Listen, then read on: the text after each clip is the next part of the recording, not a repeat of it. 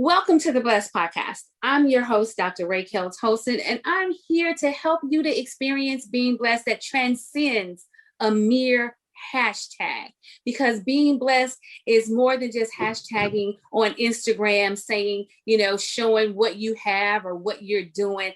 Being blessed is about a mindset. We have to make a daily decision to be blessed. And I am broadcasting on WYTV7 Community Broadcasters Network. And we are here to educate, to empower, and to encourage.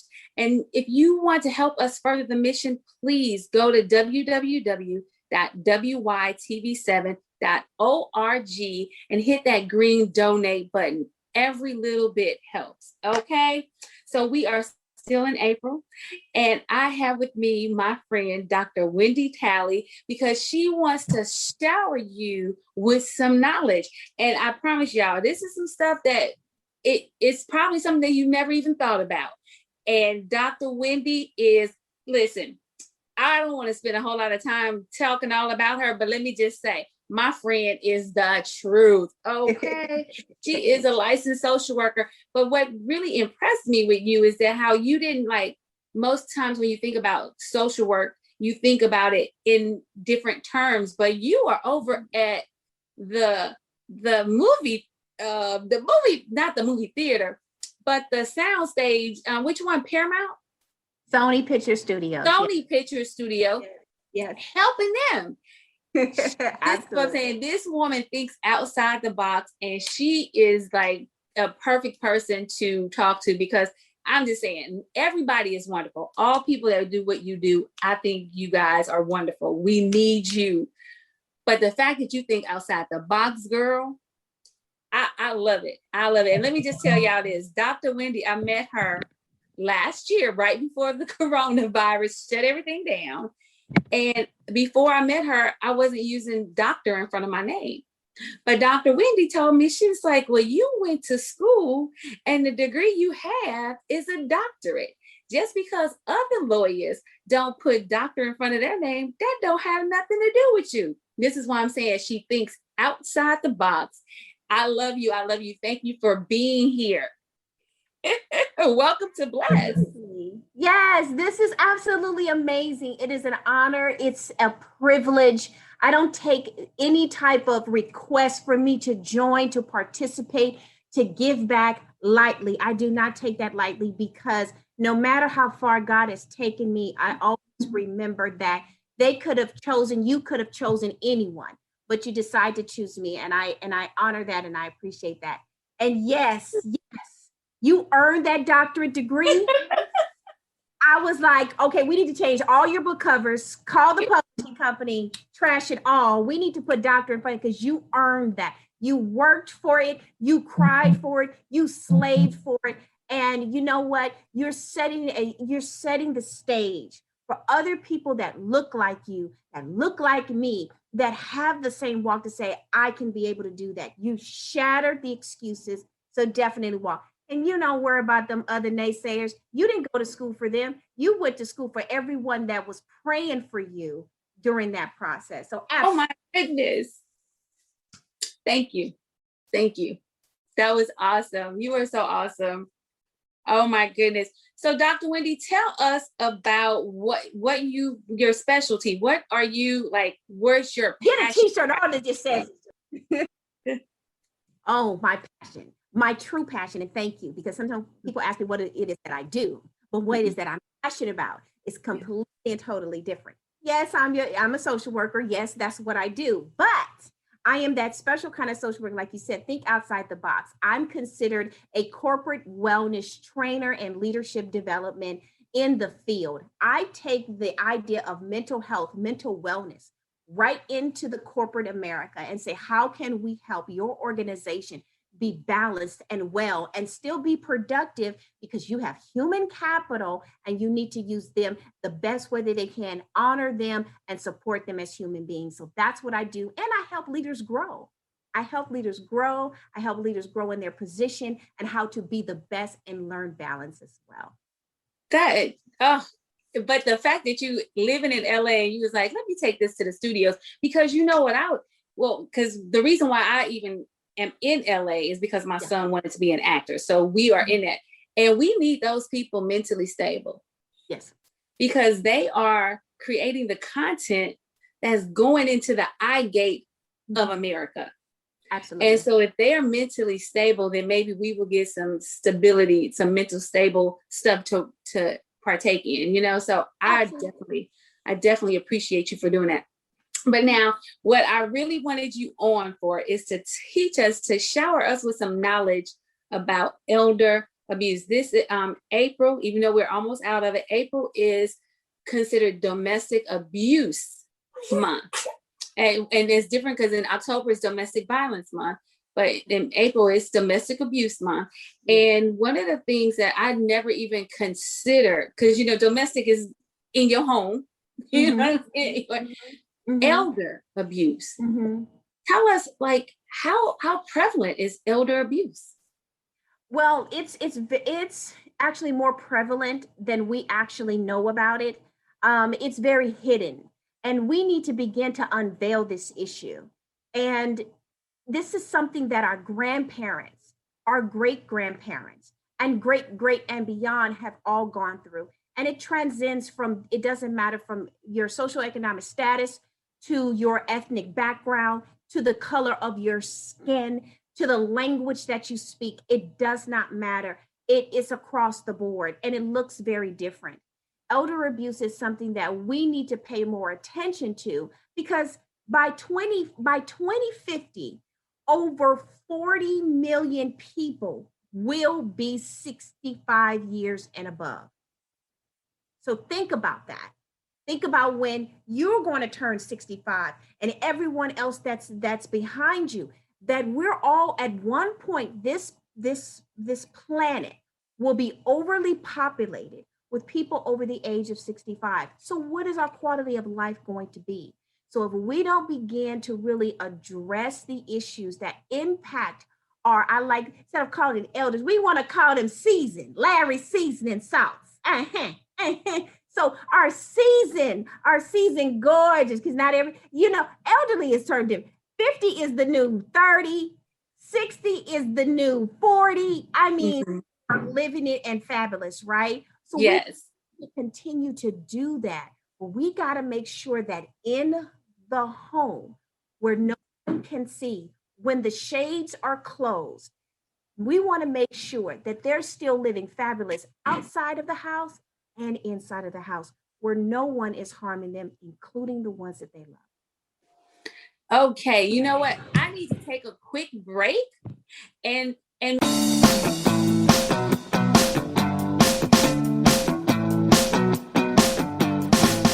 Mr. Happy Living here. I love good things made for good people. That's why I love Happy Living's online e-course. It's an 8-week-long deep dive into you and the inspired life you want to live. The life you were put here on this earth to live. The one that you and only you can live. 8 weeks of lectures and ideas and topics and supporting materials and powerful self-improvement tools. All designed for you. All designed to help you create the tools and the power and the confidence you need to discover your purpose and to discover the life you were meant to live, and to feel incredibly inspired and motivated to decide you will live your life to its fullest. It's all designed to help you create the unique and distinct philosophy of you and your inspired life. Go to happyliving.com, select our e-course, and save $100 with promo code WITV7. And for every enrollment, I'll donate another $100 to WITV7. For $300 and about 30 hours, I promise you'll never, ever be the same again.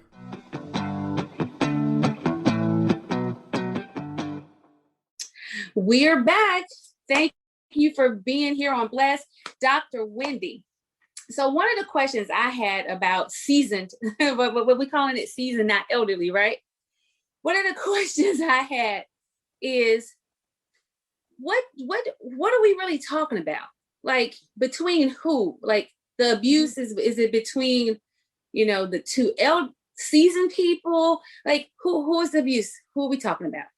So who are the parties that participate, right? The parties Mhm. can be a number of different people because it is such a broad definition. Okay. So when we talk about elder abuse in my field, we just don't think of somebody or seasoned, individuals part of the, elder abuse category for those that are being abused. We're not just only talking about people who are 65 and above, but we are also talking about people who could be a dependent adult. So what does a dependent adult?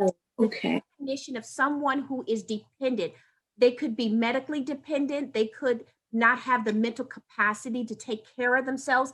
They may need additional care from another individual or entity that provides them their daily basic needs, their ADLs, right? And so that could be somebody who's 18, 25, 30, right? But we're Mhm. talking about our seniors, right? Our vivacious seniors that could be part of this. So who are the participants? A victim could be 65 years and above, based off of the definition, that could be experiencing various different types of abuse. What are they? Physical abuse, financial abuse, psychological and emotional abuse. They could even, wait for it, sexual abuse. Now, let me Really? for a minute and let's breathe. And I'm glad you made that face because most people, the belief, the worldly belief, we call those social norms. We Mhm. believe as a society, someone over the age of 65 having sex. They don't love anymore. They're not doing all that. They're too fragile. They're too old. They're past their prime. But we can look, if you're on TikTok, if you're on Instagram, if you're Right. on Facebook, these queens, okay, and some of these kings, well, listen, they doing it better than these 20-year-olds. You looking at them real different. Looking at them Look, real, I don't even want to embarrass my daddy, but my daddy is 70, and I. okay, okay. That's all I'm gonna say. God's been good. Okay. Yes. And so these people, they are still living the life. They are still happy and vivacious, and they're still young and healthy in spirit and in mind and in body. So what they're going to do, they're still going to have a healthy sex life, right? And you Right. can have a healthy sex life all the way until the Lord takes you home. Well, guess what? If you're having that type of relationship and you're still vibrant, you're going to probably still be in a relationship. You can have adult children. They leave the nest, they go have their own families, right? So it could either be a spouse or someone that you're dating. It could be your adult child. You could be in a nursing home. Yeah. Nurses, the doctors, the janitor, right? Yeah. Okay. Yeah. Or it could actually be your outside provider. Okay. Mm. Or even if you're at home, you have a possible Home health. a home health aide that comes to the home. Anyone that you are dependent for your basic needs, you need them for your basic needs, Mhm. can abuse you in either one of those ways. And sexually, it doesn't necessarily have to be penetration. It could be inappropriate touching, Yeah. forcing them to do acts that they are not feeling comfortable with. And then we also want to talk about neglect. So those are the Mhm.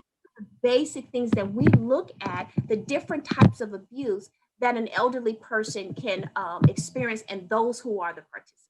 So, Dr. Wendy, I've been binge watching stuff, and I finally watched I Care a Lot. And that really scared me. And I think that's kind of where I wanted to like talk about, because that woman the woman, she went in there and she was perfectly fine. And she was able to go, they were able to go to a court and say that she needed help. And they took everything from her and they put her in a nursing home. I was like, they basically, to me, they like locked her up for no reason, and the courts helped it. Yes. Yes. Oh my goodness. But see, that is the belief, right? We will call that financial abuse, right? Mhm. A little bit of psychological as well, because she mentally manipulated these people to believe, Mhm. to trust in her to do the right thing, and she ended up using a form of manipulation of being genuine, of being caring, and I'm here for you. Mhm. I can do this for you. I can, and taking everything from them, right? Those things are very scary because we want to do the right thing for our loved ones, right? And a lot of Mhm. times our loved ones want to still be able to do it on their own. How many Right. out there that's listening can talk about their grandparents or even their parents that said, I still want to do this. You don't have to help me. I still got it. But you Yeah. see that they're making mistakes along the way, and it's very scary, especially with their finances.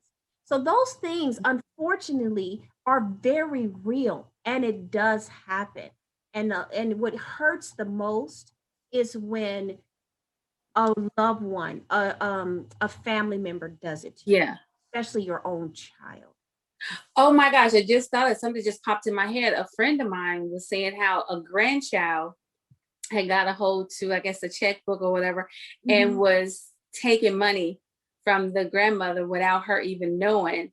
Yeah. And a bill, she had her bills on automatic pay or whatever, and a bill didn't get paid. And she was like, well, my check went in at the Mhm. beginning of the month. It should be money there. And the girl was spending money.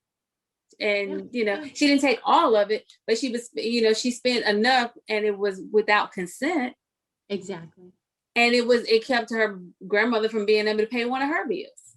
Yes, absolutely. And you said the most important phrase, without consent. The two Mhm. most important words that really determines this type of identification when we as mental health clinicians and medical professionals, when we are in front of people, when we're caring for them, have to screen for. We have to determine, was this person competent enough to know what they were doing and or saying, or what was done to them? Did Mhm. a full understanding of what was happening to them, and did they consent with this process? And if they didn't consent, they have done the other participant, alleged perpetrator, has done this against their consent, without consent.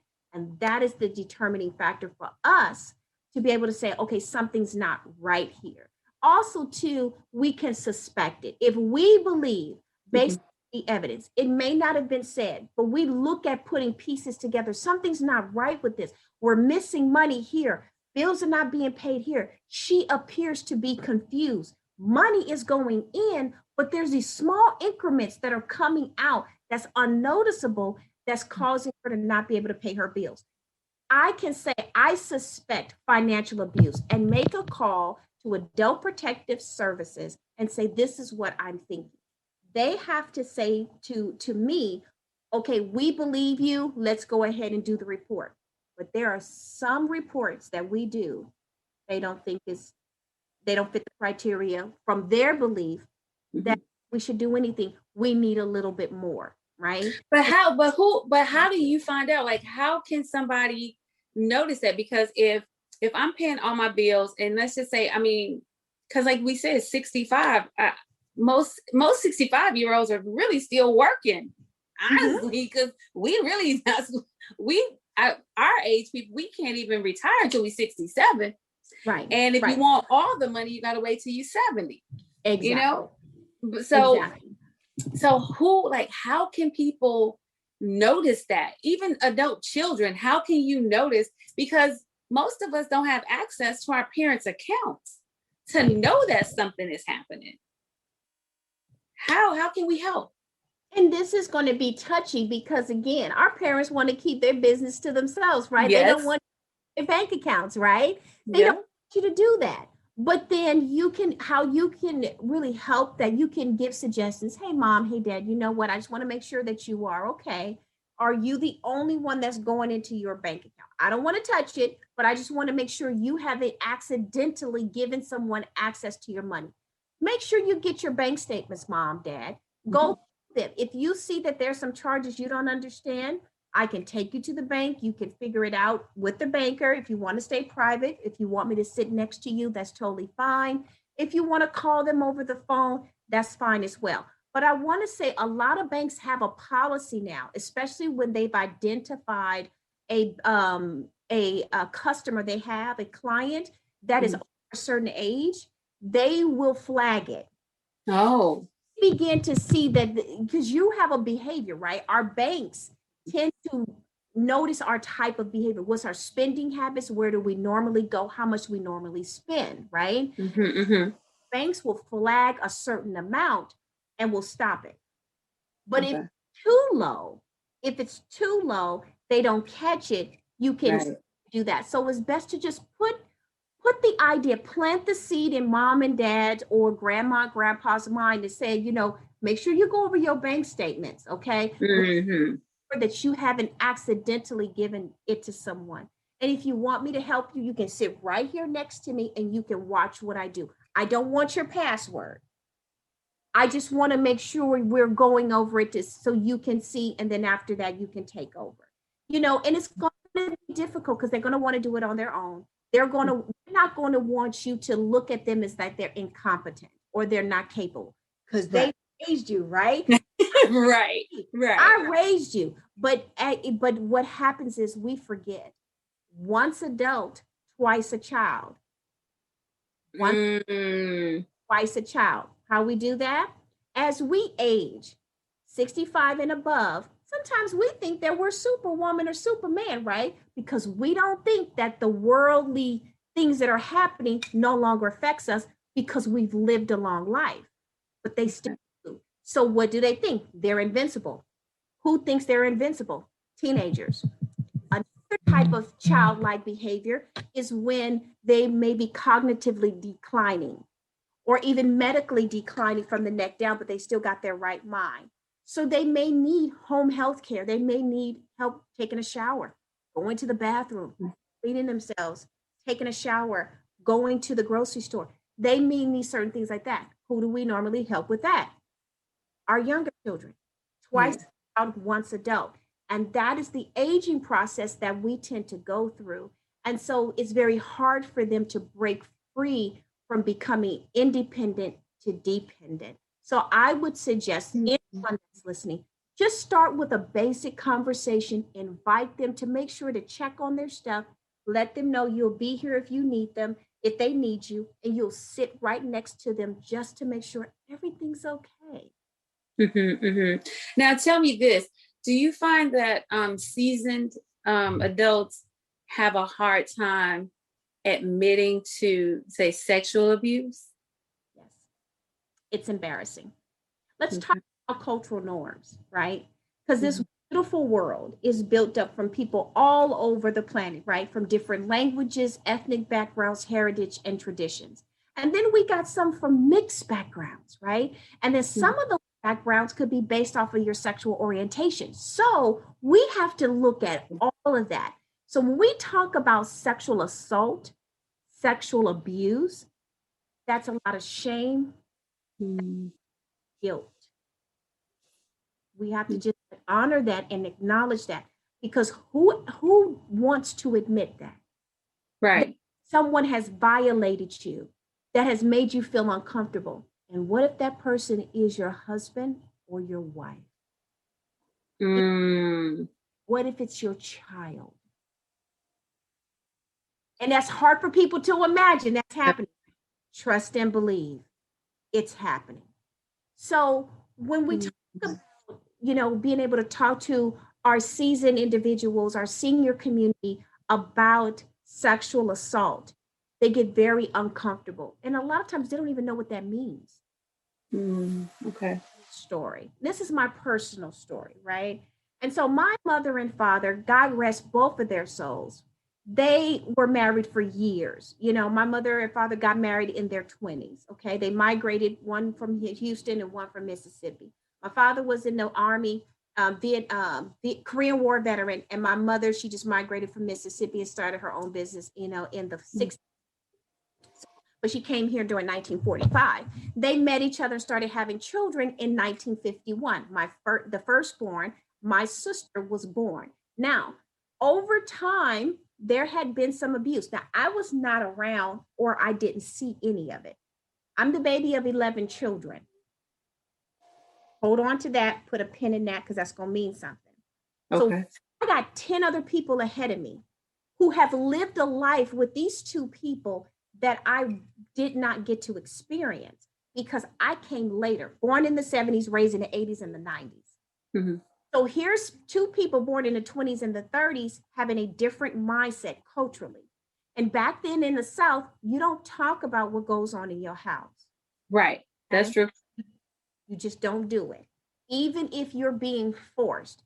Now, I don't know the full story of my mother and father, but I do know that there was intimate partner violence in the home where my father would have episodes of PTSD and my mother experienced that as a result. Mm-hmm. But what I do know is that my mom had multiple kids, some of them back to back and some of them a few years apart.